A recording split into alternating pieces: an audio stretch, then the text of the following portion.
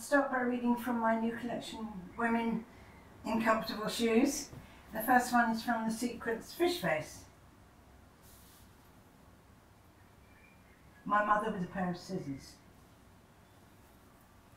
Why is my mother never seen at school? Or even in the neighbour's house next door? Is she fast asleep in that eye mask? Or does she creep around the house with scissors looking for a wing to be clipped? Does she cower drenched in eucalyptus oil, in bedding primed with orange peel and marmite, listening for the whine of the mosquitoes who track her day and night, who won't let go, who aren't so much devoted as deranged? Whatever is she doing all the time alone in our enormous house next door? Is she frightened? I have no idea. Maybe she just sleeps all day, like pears. My mother on the verge of tears. My mother on the verge of tears, as usual, walks about her house with a tea towel twisted round her head like a turban, part of her war against mosquitoes. Can't they understand that she's exhausted and hasn't got the energy to scratch? Can't they go and talk to someone younger, or better still, go and eat grass?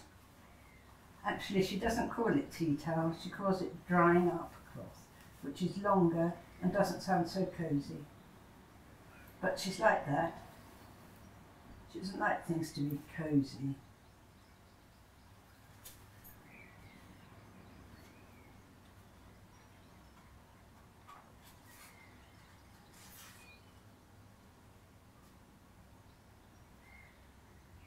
The next one's also from the same sequence about my mother, and it's called Fishface. I thought I liked the cat, but I don't. And he, the cat, doesn't like me. He doesn't like anything but fish, and sicking up fish in the basket the patient dog tries in vain to sleep in. All she wants to do is sleep and sleep.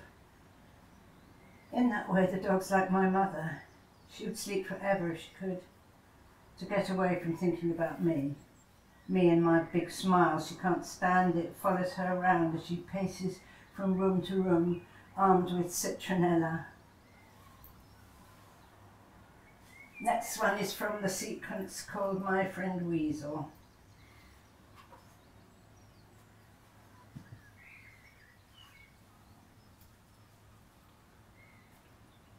It's called The Shimmering Plains of Africa. We creep along the hedge with our swimming things and stale doughnuts stolen from the bins, and when at last we reach the secret lake, Matron can be seen neatly parking her sunbeam Talbot by the willow trees. She holds the door open like a chauffeur. We pile in. The seats are real leather.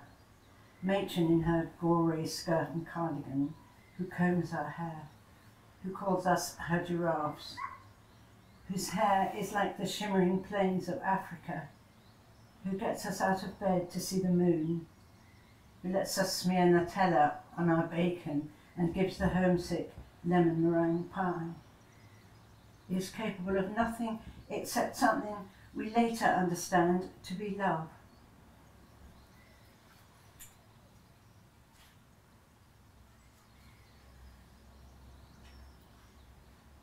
The next one is called Sherbet Lemons. I've written a lot of poems called Sherbet Lemons because they were the best thing about my childhood. Sherbet Lemons. Perched up in the tree we're not allowed in, we suck our sherbet lemons, while our fathers strut around the desks of distant offices, encased in suits like men encased in icicles. Our disinfected mothers, meanwhile, squeezed inside their corsets, slips and brassieres, take up their positions in their kitchens, while doing all they can not to think they might become, already are, unnecessary.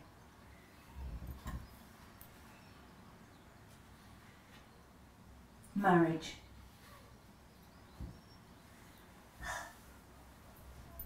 The fact our mothers married our fathers is something we don't even want to think about. It's easy to think they're rubber parents of rubber children in a rubber world. Everybody trusts them. They're so charming. We, however, only trust ourselves. We sit in rows like wolves in the cedar tree and wait together for our hearts to break.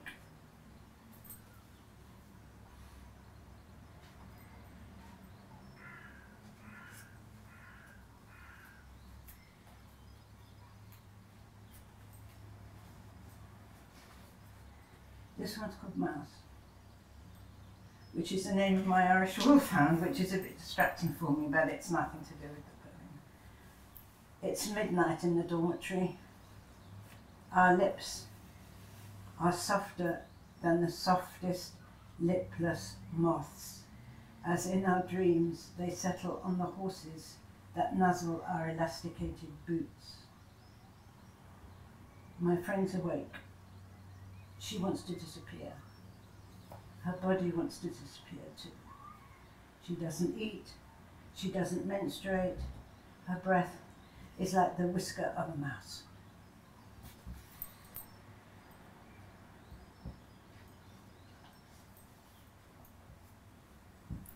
And lastly, the house from that same sequence, My Friend Weasel.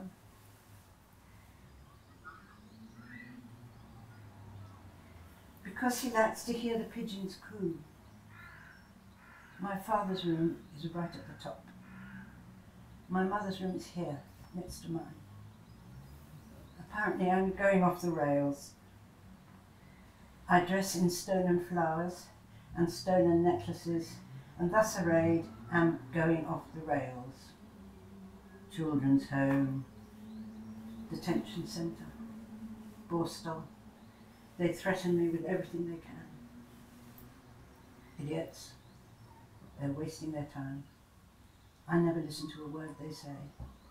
The only thing I listen to is the planet's elliptical, unsyncopated whoosh.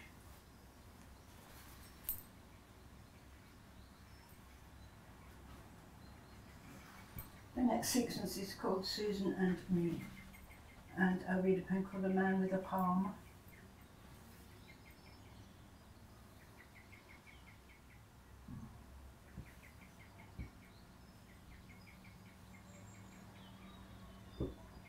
And I hope I'm not hurting anybody, but I don't think so. A man with a palm. We lived without caresses. Unlike me, she would and did submit to anything. She studied ancient Greek. She gave up butter, let herself be bullied and enslaved, and every day she grew. She grew so tall, she wasn't like a person anymore, and talking to her was a waste of time. As for me, I'd had this revelation that matrons and their discipline meant nothing, absolutely nothing, and my time, day and night, was now taken up with concentrating on my disobedience. I nursed it like a man with a palm. I worshipped it, I was in love with it.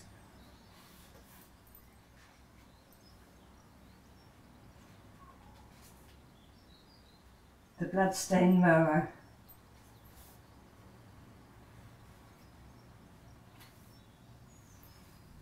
With drawings of our ponies, of our underwear, of those we took delight in being mean about, and those we fell in love with, like the gardener, whose dusty, blood-stained boiling suit we marvelled at, and at the boots, and at the blood-stained mower we lay and sunbathed naked to the sound of.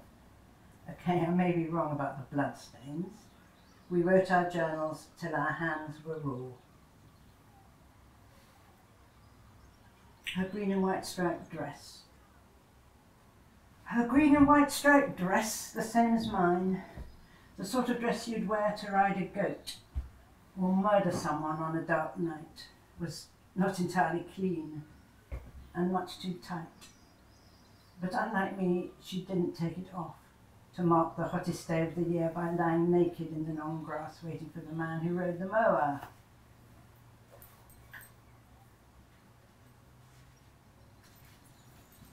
pig.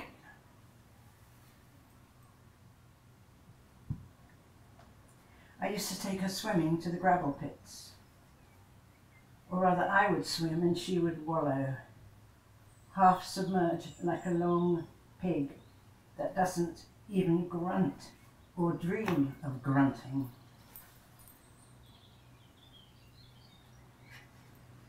I think I got so many poems about grunting.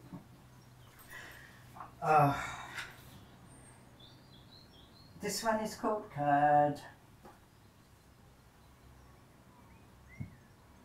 When I see her in her threadbare dressing gown, somebody has wrapped her in like curd.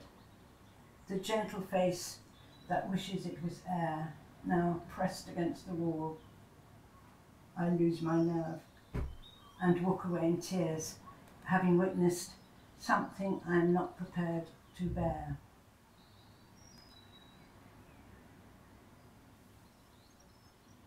Tinned fish. They ring me up to tell me she's been found sitting in a tunnel eating fish. Doesn't seem to make any sense.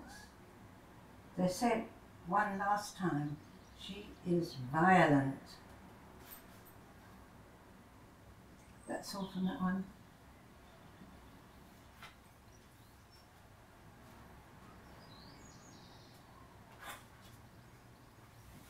The next sequence is called Dolly.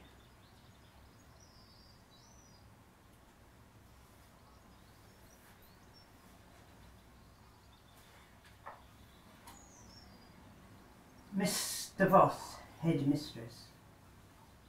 She used to give me milk and stale biscuits. I hated milk. I hated stale biscuits. And such a heavy chain round her neck, as if she were a ship or a bull.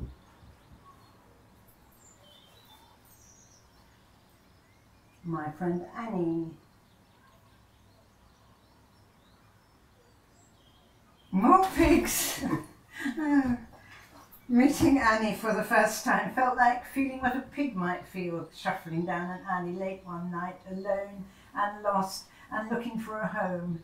A ginger pig, now twitching in the moonlight, who's dreaming of a snout full of root, whose skin is cracked, whose hairs are dry and bristly, whose tiny eyes are hidden under ears like newborn babies hidden in their prams, whose belly is a meeting place for worms, whose knees, if you can call them knees, are wrinkly, whose purity of heart is like a lettuce, who doesn't even speak its own language. After all, this honkless, gruntless pig has never met another pig before. And meeting one for the last time. Sorry, meeting one for the first time, hey. It was such a long way from the first line that I got confused. Do you want to read it? It's very complicating because Do you want to read it again? Okay. Oh, and there is water behind you if you need water behind. I'm all right, thank you. Right. I Let's can't just look go at your back. face, Neil. Well, Can I look at the camera instead? Yeah, look at the camera. Confuse me by saying don't look at the camera or look at you. no, look at the camera. The camera is Okay. anyone who's watching it. Someone said look at the light at the back of the hall, didn't they? But that's a bit different. Sort of look far away. So not at the red light. Okay, I'll just go along with my friend Annie again. I'm Yeah. sorry.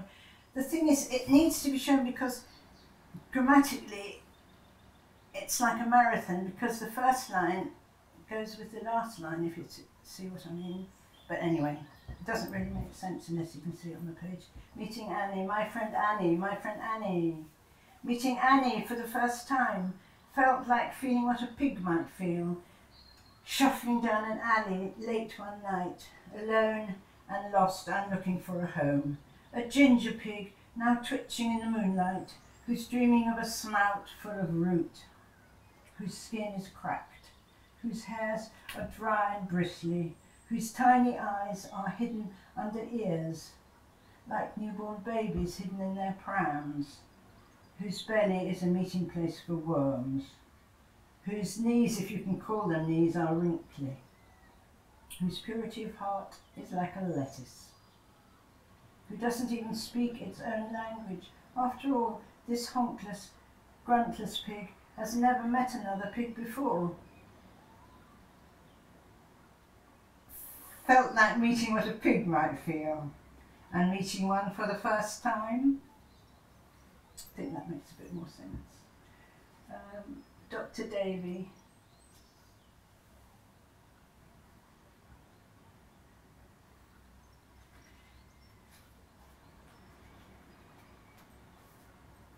Dr. Davy? After lying quietly on her table for what seemed hours in my underwear, I felt her hands between my legs like hunters. Intoxicated hunters hunting marmots who go insane with longing if the marmots, like God himself, won't make their presence known. And finally, Linda. Never underestimate the sick. That's what Dr. D always says. And never underestimate a duck. The duck of my late uncle, for example, who lived a life of leisure in his bathroom, simply by her having once been cute. I'll read from a sequence called My Mother with a Beetle in Her Hair, I think, and it's called Owls. Because I had to do my homework first, and even then she only let me swim for 20 minutes at the very most, I'd wait until my mother was asleep and tiptoe to the lake on my own, barely breathing in the cold and dark, when nothing could be heard but the owls, with no idea how lucky they are.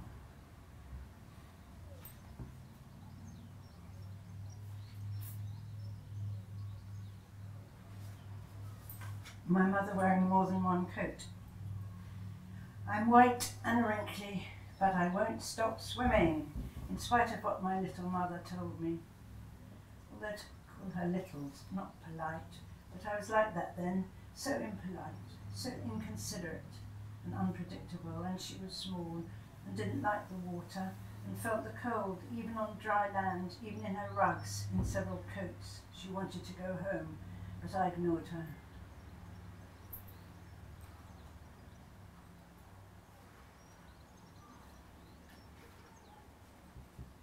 Her one desire.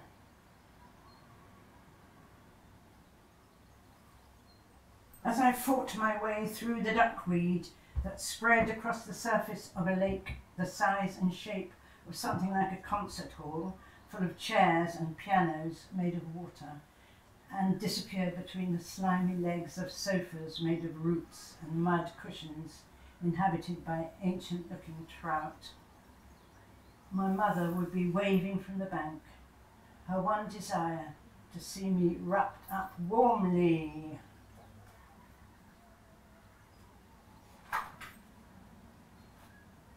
My mother and the sheep. The sheep is for Neil. Once I came downstairs to find a sheep standing in the kitchen, and my mother offering the sheep a ginger biscuit, and looking overjoyed to have a sheep suddenly arrive in her kitchen. It used to reappear, I remember, and fall asleep in my mother's lap, and keep her nice and warm while I was swimming. That was when you lived on a farm, wasn't it? I suppose, because otherwise where would the sheep have come from? Maybe it come from my imagination. I will read now from the fridge.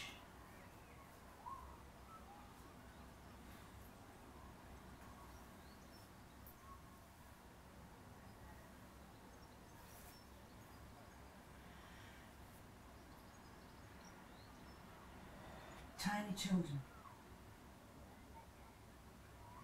From time to time he'll shudder, like a fridge, where tiny children, rigid in their sacks, are being stacked while crying out for service.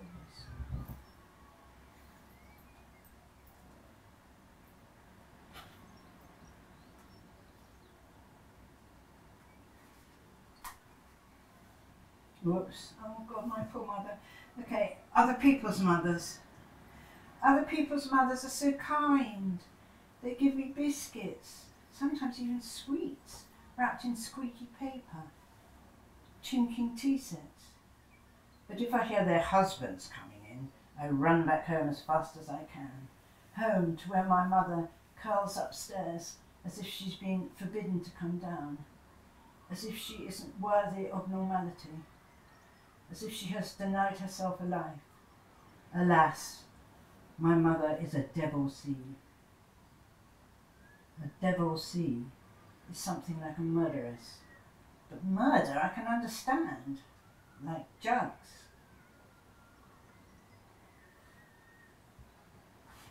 Standing in the presence of my father.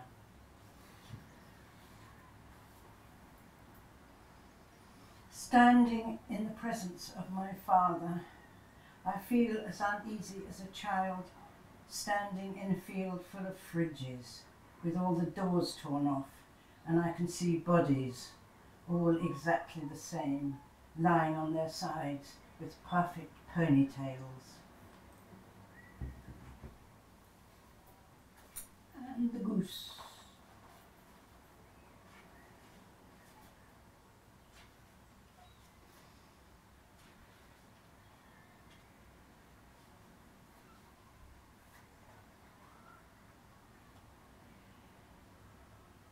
Not fridges, sorry. The goose. I've never wished the dead were still here, that anyone who's died would come back. Anyone except the goose, perhaps. The big white goose who waddled like a fridge with wary eyes on orange legs.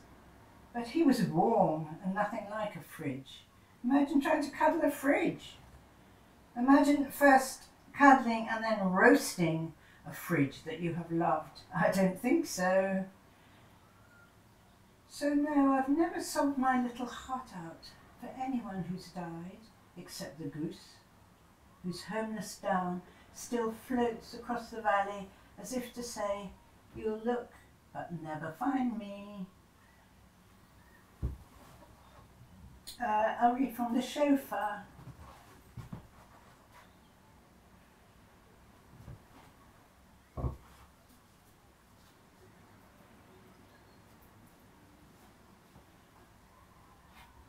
Have you ever noticed what kind eyes a chauffeur the chauffeur has? That's a good one, I have to do that. This one is called Hippo. Have you ever noticed what kind eyes a hippo has? Her eyes are like that. That's not to say her face is like a hippo's, because it's not. Just the kind eyes. The kind yet rather miserable eyes. My sister's nipples. These are about my sister, not my mother now. My sister's nipples. Is it true one of them is hairy? And even if it is, what's wrong with that? She says, these little biscuits are delicious. No, they're not.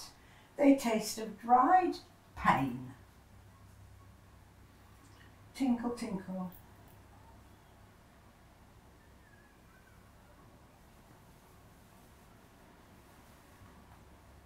Humility is all very well, but somebody is taking it too far. She's like a distant valley lost in mist, a dream of tinkling goats without the goats.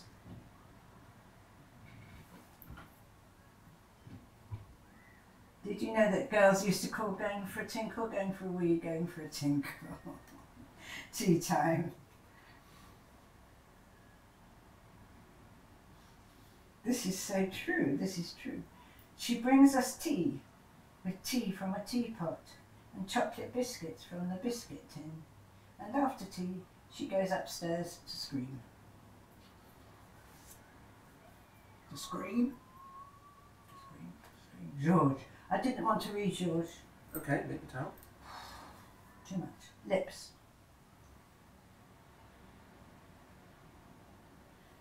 When they were alive it was confusing, but now they're dead, it is not confusing. Or no more so than lips of different colours and different thicknesses are confusing.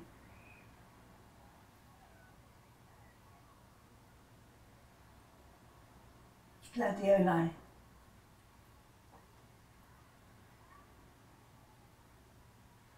And all the time she seemed to be saying, stop being happy. So I stopped.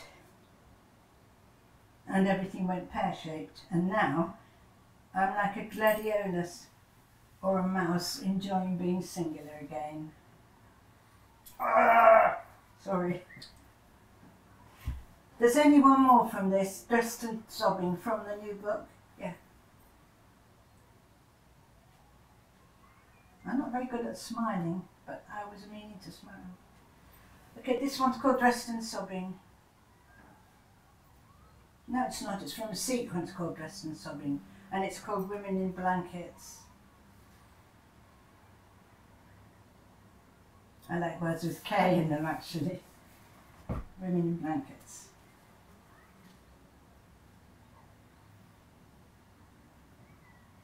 People, younger people called their loved ones, people who are sometimes, if not always, easier to love if they're dead, or young again, one or the other, who mutter, who disown their arms and legs, people wrapped in grey-green greasy blankets.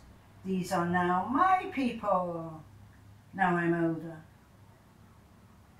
The mother of a daughter, sorry, the daughter of a mother, also the mother of a daughter, but the daughter of a mother. It's too late to say I'm sorry for being me, to say I'm sorry for exhausting her. After I was born, he said, she changed. After that, she never smiled again.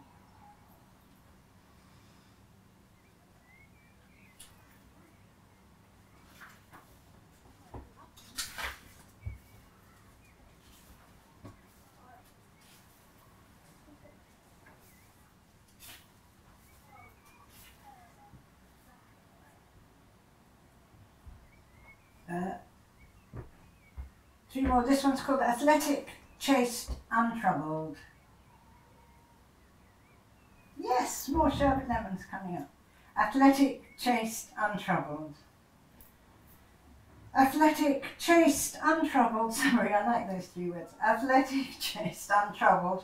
Far from home, I share my sherbet lemons with the friend who 60 years later will be strapped like someone's luggage to a wheelchair and wheeled to a little patch of sun by one of two tired but clean nurses to smoke her tiny rollie in peace.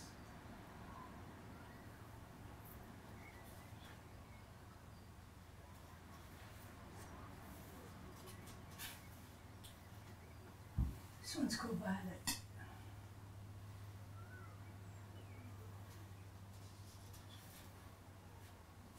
I didn't choose which poems to read, and they're all about death and sad mothers. Sorry. When someone dies, the more there is a problem, the longer you will mourn them, apparently. So maybe that explains why I still mourn her. Though I prefer think about to mourn. I never know what mourning someone means. I think about her even more now that I'm old myself, like she was. And in my lifetime she was always old, just as I was young and always would be. My mother shrinking daily like a violet, crystallized until it can't breathe.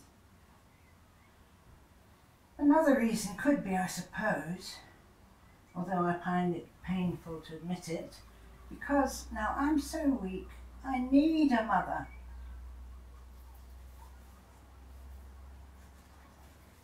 And the last one from Dressed and Sobbing is called Dressed and Sobbing.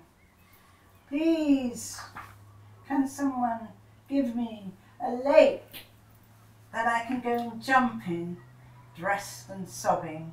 How can someone jump into a lake without a lake? So please can someone give me one? A lake suitable for someone who loves jumping. My granddaughter's just been to Copenhagen and she jumped from 5 metres. Yeah, I didn't know how 5 metres was, but I've now worked it out and it's very tall. So I think of her if I can't do something. She waited for half an hour on the top diving board and then she made it.